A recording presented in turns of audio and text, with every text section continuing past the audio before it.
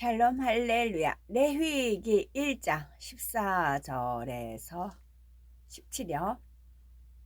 만일 여호와께 드리는 예물이 새의 번제이면 산비둘기나 집비둘기 새끼로 예물을 드릴 것이요, 제사장은 그것을 제단으로 가져다가 그것의 머리를 비틀어 끊고 제단 위에서 불사르고 피는 제단 곁에 흘릴 것이며, 그것의 모이 주머니와 그 더러운 것은 제거하여 제단 동쪽 재 버리는 곳에 던지고, 또 그 날개 자리에서 그 몸을 찢되 아주 찢지 말고 제사장이 그것을 제단 위에 불 위에 있는 나무 위에서 불살라 번제를 드릴지니 이는 화제라, 여호와께 향기로운 냄새니라.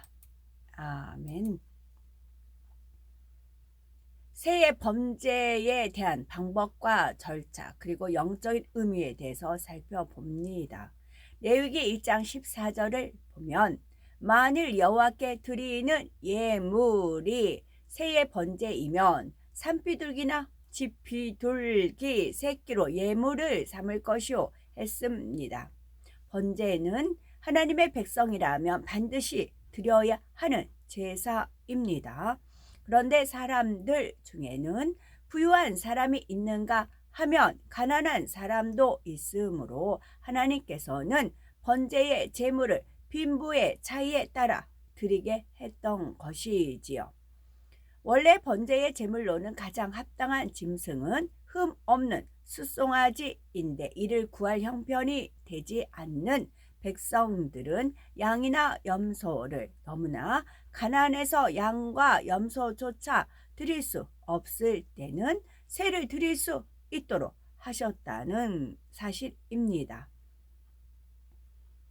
이처럼 하나님께서는 각 사람의 형편과 상황을 아심으로 각자의 믿음에 따라 인도해 가십니다. 예를 들면 이제 막 구원받아 젖먹는 믿음일 때에는 다만 주일 예배에 나와 참석만 해도 한 주간을 지켜주시고 은혜를 체험하게 해주시지요.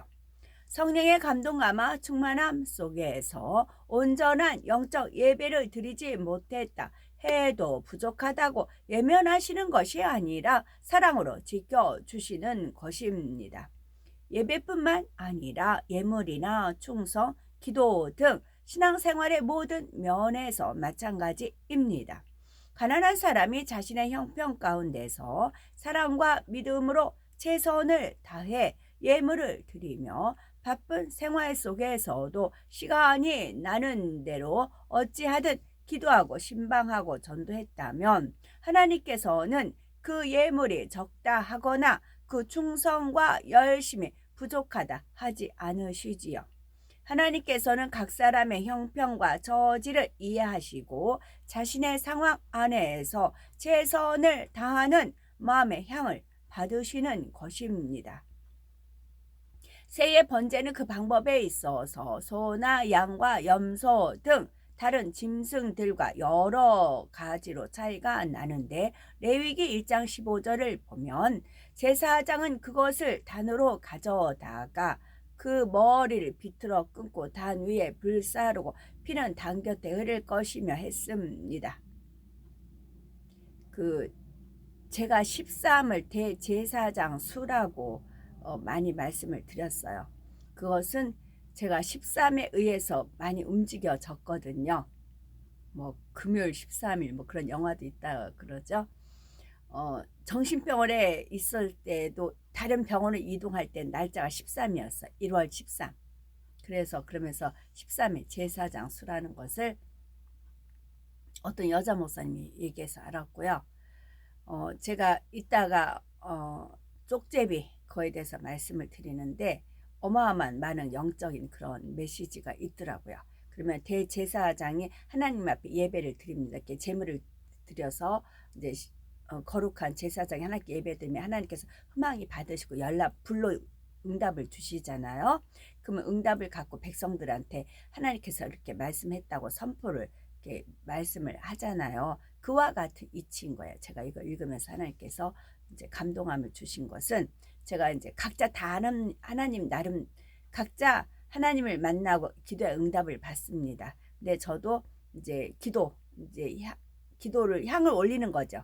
기도의 향을 올리고 하나님께서 음향을 받으시고 거기에 대한 답을 주신 겁니다. 그러면 제가 답을 받은 걸 가지고 이제 공포를 하는 거죠. 카톡을 통해서. 그럼 받을 분들은 받고, 양식 삼을 분들은 양식 삼고, 같은 말씀이라도 또 그 믿음의 분량에 따라 그 소화되는 그 분량이 다 틀린 겁니다. 여기서도 지금은 가난하면 비둘기로, 새끼 비둘기로 드리라, 이렇게 하나님께서 믿음에 따라 그 가난하고 부유하고 거기에 따라 재물 드리는 것이 틀리게 나가듯이 역시 믿음의 분량도 마찬가지입니다.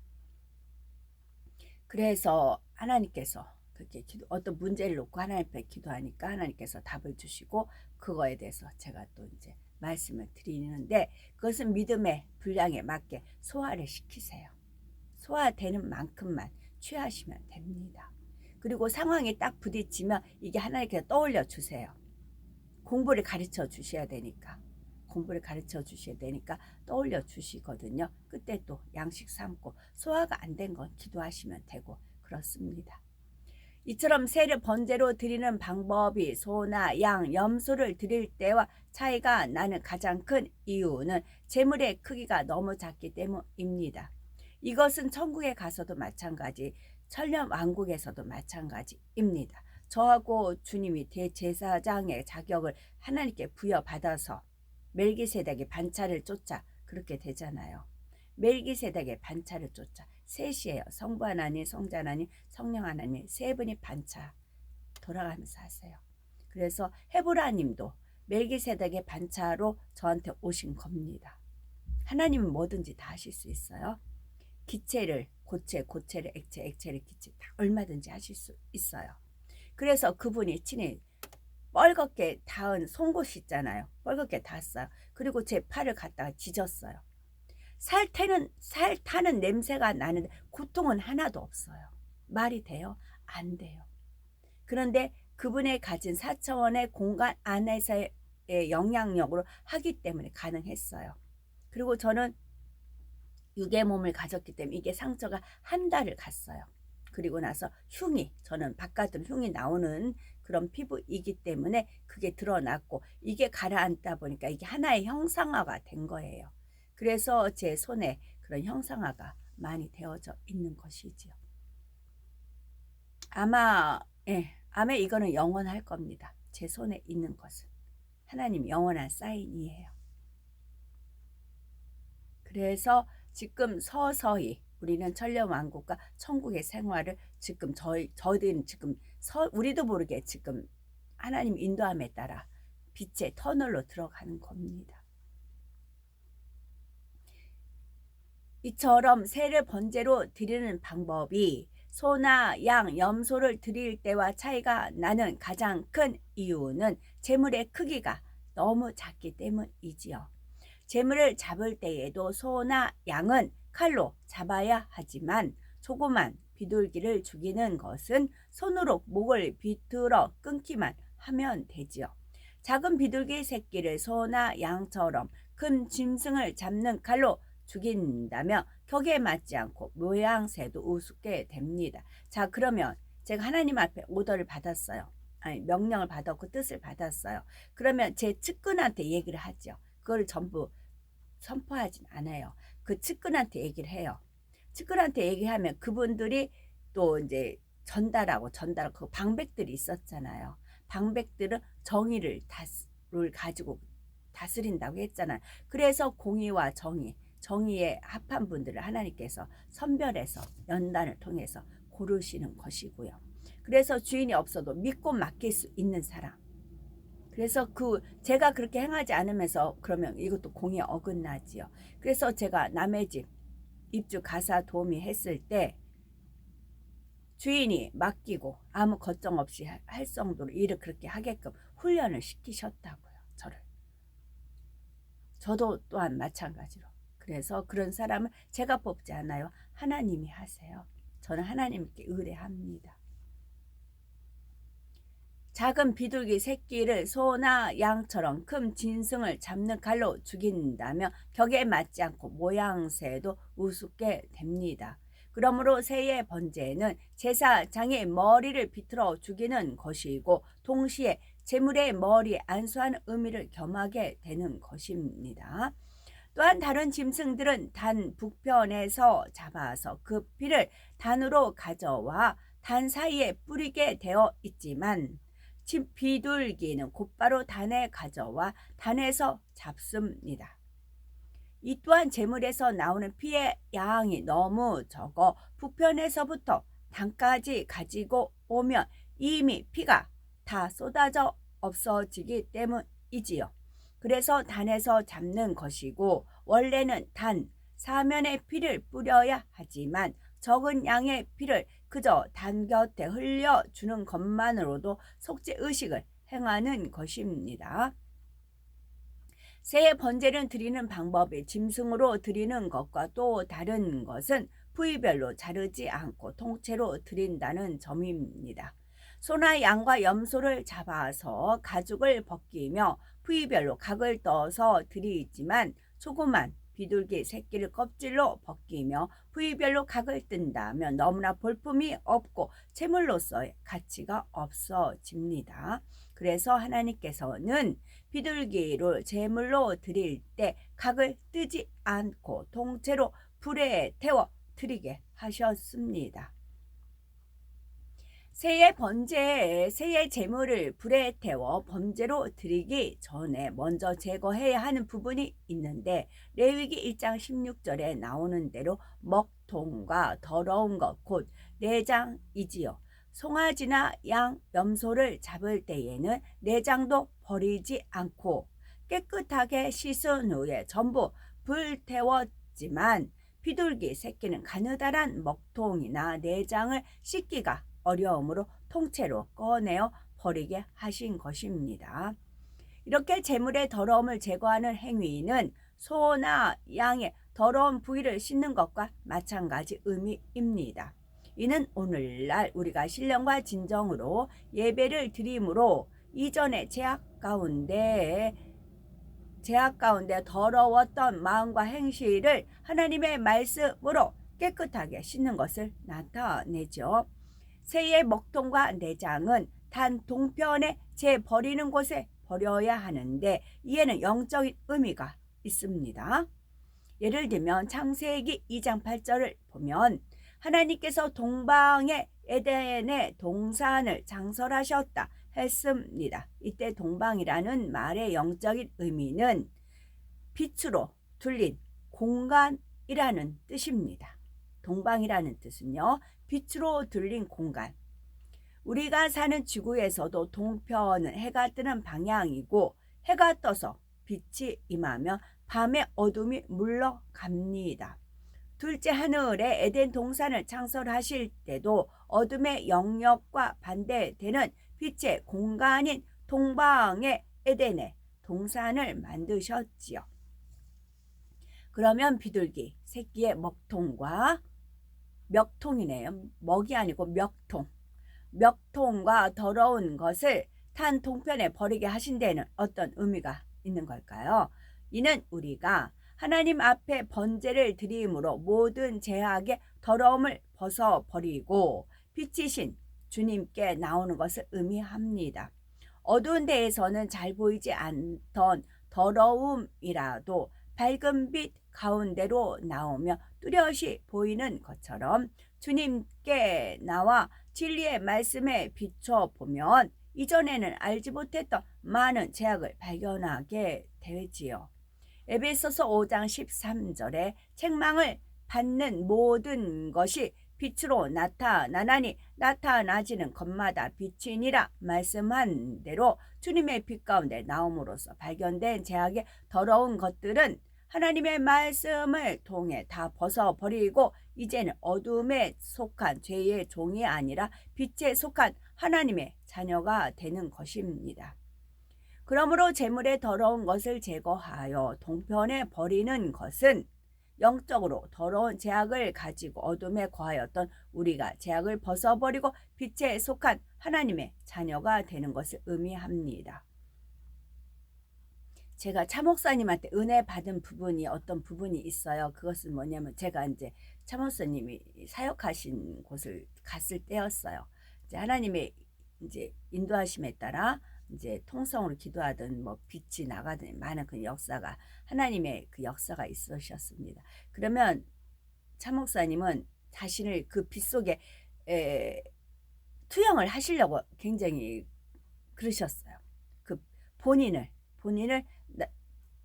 피하는 게 아니고 외면하는 게 아니고 빛 속에 들어가기를 이렇게 원하셨어요. 그래서 본인의 그런 잘못을 조명받기를 원하시는 그런 겸손한 모습이 있으셨어요. 저는 제가 그 모습을 보면서 저도 그랬거든요. 막 기도를 하다 보면 앞에 막 불이 이글이글 거려 막 그럼 저는 머리를 박아요. 그래서 제 죄성을 태워달라고 육신의 생각 그런 저의 모습이 있었어요. 그래서 차 목사님의 그 모습을 보면서 나도 저렇게 은혜를 사모했었는데 그런 아름다운 모습이 제가 이제 항상 그 기억이 되어 있죠. 차 목사님 하면 그 아름다운 모습이 있었습니다.